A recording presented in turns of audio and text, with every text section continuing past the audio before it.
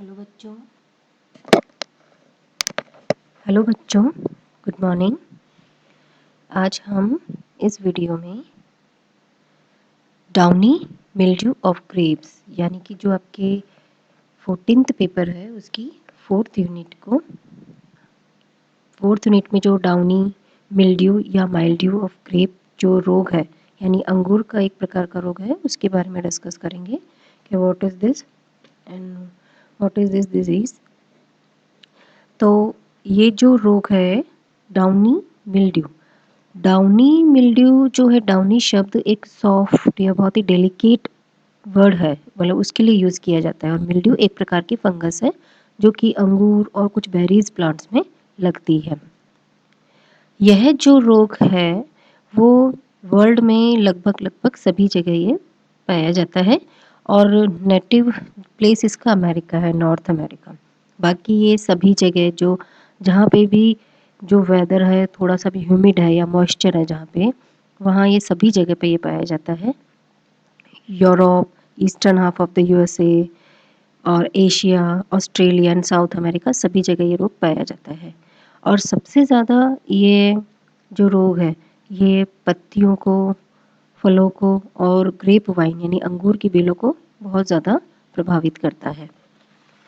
यह जो रोग है शुरुआत में इस रोग में पत्तियों पर छोटे छोटे पेल येलो स्पॉट एक डेफिनेट आउटलाइन के साथ दिखाई देते हैं।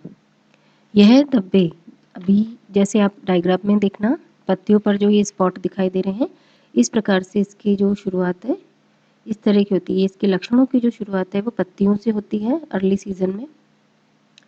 स्पॉट एक डेफिनेट आउटलाइन के समान दिखाई देते हैं।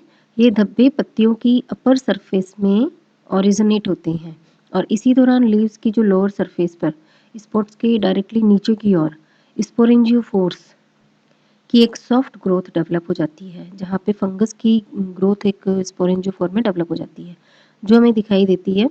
जैसे जैसे ये स्पॉट बड़े होते जाते हैं घाव भी बड़ा होता जाता है और ये एरिया और भी ज़्यादा डार्क ब्राउन होता जाता है इस तरीके से, जैसा कि आप डायग्राम में देख सकते हैं। डार्क ब्राउन होते होते होते ही ये reddish brown to dark brown irregular and brittle हो जाता है लास्ट में। और जैसे जैसे ये स्पॉट बड़े होते हैं ये घाव भी बड़ा होता जाता है और ये एरिया भी बहुत डार्क कलर का हो जाता है। और इस एरिया जो है इसकी सभी जो टिश्यूज़ होते हैं वो सब डेड हो जाते हैं, तो यहाँ की कोशिका भी मृत हो जाती है। इसके नीचे जो स्पोरेंजिया डेवलप हो जाते हैं, स्पोरेंजियस फोर, वो डार्क ग्रे कलर के हो जाते हैं।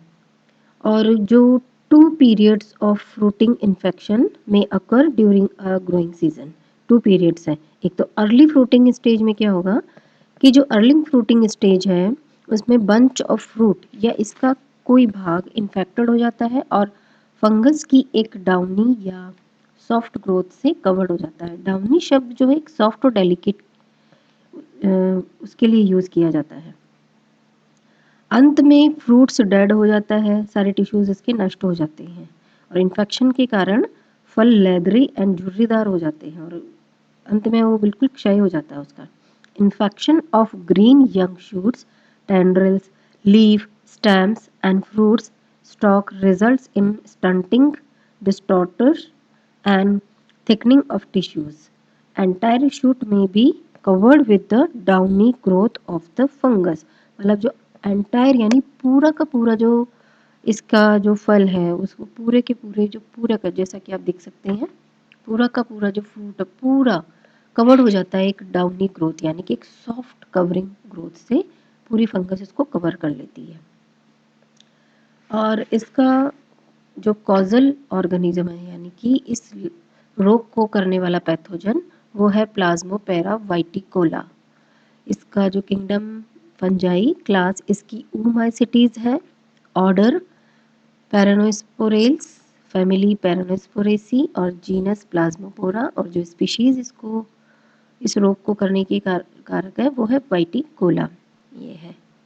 अगर हम इसकी डिजीज साइकिल या इस रोग को देखें कि किस प्रकार से करता है, तो ये जो रोग है जो कि प्लाज्मोपेरा वाइटिकोला के द्वारा होता है, ये क्या करता है फंगस जो कोशिकाएं होती है उसमें अंदर तक अपने जो ग्लोबोज होस्टोरिया है, यानी ग्लोबोज या मुद्राकार होस्टोरिया, अंदर कोशिकाओं तक, इन कोशिकाओं के जो इंटरसेल्यूलर हाइफे हैं, अंतर कोशिकीय जो हाइफे या माइसीलियम है, अंदर तक डेवलप कर लेता है होस्टोरिया। होस्टोरिया यानी चूषक, जिसके माध्यम से ये अपने जो खाद्य पदार्थ उनका अवशोषण करता है। और जब भी ह्यूमिड वेदर या आर्द्रता वाला मौसम रहता है तो 4 से 6 स्पोरेंजियोफोर्स स्टोमेटा के थ्रू डेवलप हो जाती है पत्तियों के अंदर की तरफ। और ये क्या करती है, जो कि बाहर की ओर एपिडर्मिस की ओर खुलती है, क्योंकि ग्रोथ इतनी ज़्यादा हो जाती है, डेवलप ये स्टोमेटा से होती है, ग्रोथ इतनी ज़्यादा हो जाती है कि वो एपिडर्मिस से जो फंगस की आउटग्रोथ है वो बाहर दिखाई देती है। यंग फ्रूट में तो ये क्या करते हैं, लेंटिसल्स होते हैं, उसके थ्रू बाहर दिखाई देती है। और जो भी स्पोरेंजियोफोर्स है वो 4 से 6 ब्रांचेस डेवलप करते हैं मेन एक्सिस के पास में, नियरली जो मेन एक्सिस के राइट एंगल्स में 4 से 6 ब्रांचेस इसकी डेवलप हो जाती है। और प्रत्येक ब्रांच इसी तरीके से 2 से 3 सेकेंडरी ब्रांचेस प्रोड्यूस करती है। और सेकेंडरी ब्रांचेस की जो टिप है उसमें लेमन शेप्ड ब्रांच सिंगल और लेमन शेप्ड स्पोरेंजिया डेवलप हो जाती है। स्पोरेंजिया जो है वो इतनी हल्की होती है कि वो पानी या हवा के द्वारा एक से दूसरे स्थान पर ट्रांसपोर्ट आसानी से हो सकती है।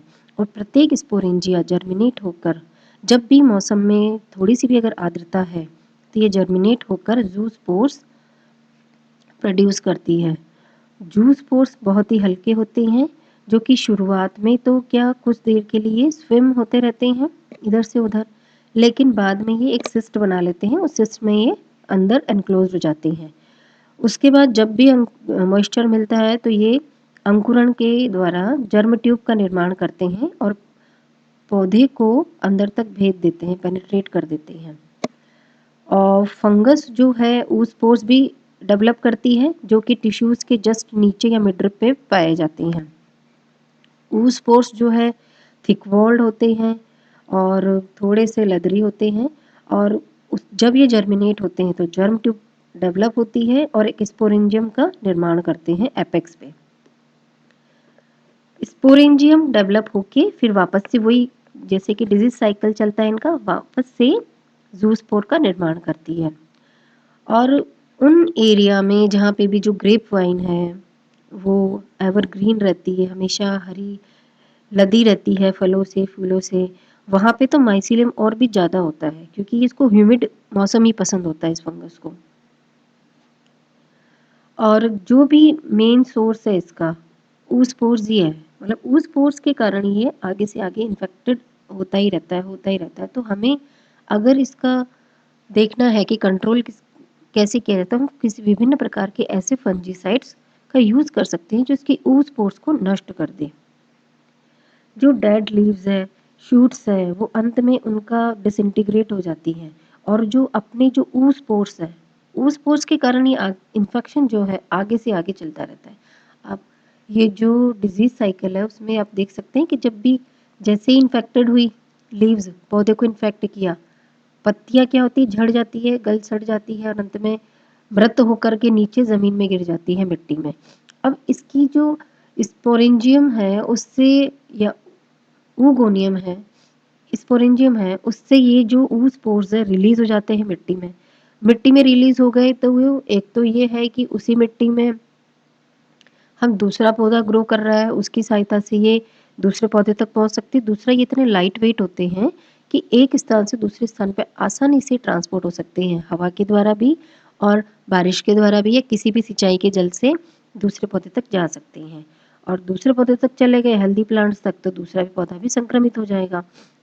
और जो ये क्या है, उनमें इतने ये स्ट्रॉन्गेस्ट होते हैं कि जो भी लैंड पे या ग्राउंड पे और जो हेल्दी ग्रेप प्लांट है उनको भी ये संक्रमित कर सकते हैं। जूस्पोर जो है वेट लीव्स को बहुत जल्दी संक्रमित करती है और अंदर तक स्टोमेटा तक ये पेनिट्रेट हो जाते हैं। पेनिट्रेट मतलब स्टोमेटा तक को भी अंदर ये भेज सकते हैं, पेनिट्रेट कर सकते हैं और अंदर माइसीलियम डेवलप कर लेते हैं। माइसीलियम डेवलप होकर उसके बाद स्पोरेंजियोफोर्स बनते हैं। स्पोरेंजियोफोर्स में स्पोरेंजिया डेवलप होते हैं और यही जो है हवा के द्वारा, क्योंकि ये इतने हल्के होते हैं कि हवा के द्वारा एक हेल्दी प्लांट तक भी पहुंच सकते हैं। जूस्पोर्स जो है, अब ये जो जूस्पोर्स है, स्पोरेंजिया में जो जूस्पोर्स लगे, अब ये सेकेंडरी इन्फेक्शन करते हैं। सेकेंडरी इन्फेक्शन, एक बार पत्ती की लोअर एंड अपर सरफेस को सरफेस के ऊपर संक्रमण के पश्चात ये जब सेकंड जो करेंगे लेंटिसिल से स्टोमेटा के थ्रू करते हैं और इस तरीके से ये इन्फेक्शन को बढ़ाते ही जाते हैं, बढ़ाते ही जाते हैं और पूरी जो अंगूर की खेती है उसको ही नष्ट कर देते हैं। और ये तो लीव्स में था, स्टेम में ये क्या करते हैं, स्टेम में ये जो फंगस है ये कॉर्टेक्स, रिप एरेन्काइमा एंड पिथ तक भी डेवलप हो जाते हैं। इससे जो स्टेम है वो डिस्टॉर्टेड और हाइपरट्रॉफीड यानी कि अतिवृद्धि शो करता है और फाइनली वो क्षयित हो जाता है या मृत हो जाता है। और ग्रोइंग सीजन के अंत में जो ऊस्पोर्स है वो लीव्स में, शूट्स में और बेरीज में वापस से डेवलप हो जाता है। तो ये इसकी डिजीज साइकिल है कि किस तरीके से इसकी शुरुआत होती है और किस तरीके से ये आगे से आगे फैलता रहता है। अब हम इसका देखें कि कंट्रोल किस तरीके से किया जाता है। इसका बहुत से तरीके हैं। सबसे मेन तरीका तो सैनिटाइजेशन है। Sanitization is very effective. Fallen leaves and stems should be destroyed. तो सबसे पहले कि जैसे ही सड़ गल की जो पत्तियां मृत होकर के या फ्रूट्स या स्टेम्स नीचे गिर जाते हैं ज़मीन में, मिट्टी में, तो हाथों हाथ उनको डिस्ट्रॉय करना चाहिए ताकि वो दूसरे पौधों तक अपना संक्रमण ना फैलाए। और दूसरा, अंगूर की बेलों को बोते समय जब अंगूर की बेलें ग्रो करती हैं तो उनके बीच में प्रॉपर स्पेस रखा जाए ताकि वो, अगर कोई एक अनहेल्दी है या इन्फेक्टेड है तो दूसरे हेल्दी प्लांट को फर्क ना पड़े उससे। फंजीसाइडल स्प्रे जो कि सबसे ज़्यादा इफेक्टिव है, तो सबसे ज़्यादा है बॉर्डेक्स मिक्सचर, जिनेब और मैनेब, बॉर्डेक्स मिक्सचर और कॉपर ऑक्सीक्लोराइड जैसे कि ब्लिटॉक्स 50.3%, ये स्प्रे करने चाहिए। तो और दूसरा ये है कि हमें ध्यान भी रखना चाहिए कि जो ग्रोथ पीरियड है तब हमें स्पेशल ध्यान रखना चाहिए कि अब जो, क्योंकि ग्रोइंग सीजन में ही होता है, स्टार्टिंग में नहीं होता है, तो हमें तब ध्यान रखना चाहिए कि पौधे, अगर कोई इन्फेक्टेड प्लांट है तो उसके पास में कोई हेल्दी प्लांट ना लगाए, सैनिटाइजेशन किया जाए, प्रॉपर स्पेस रखा जाए पौधों के बीच में। तो इन सब चीज़ों से हम इस रोग को कंट्रोल कर सकते हैं। Okay, thank you.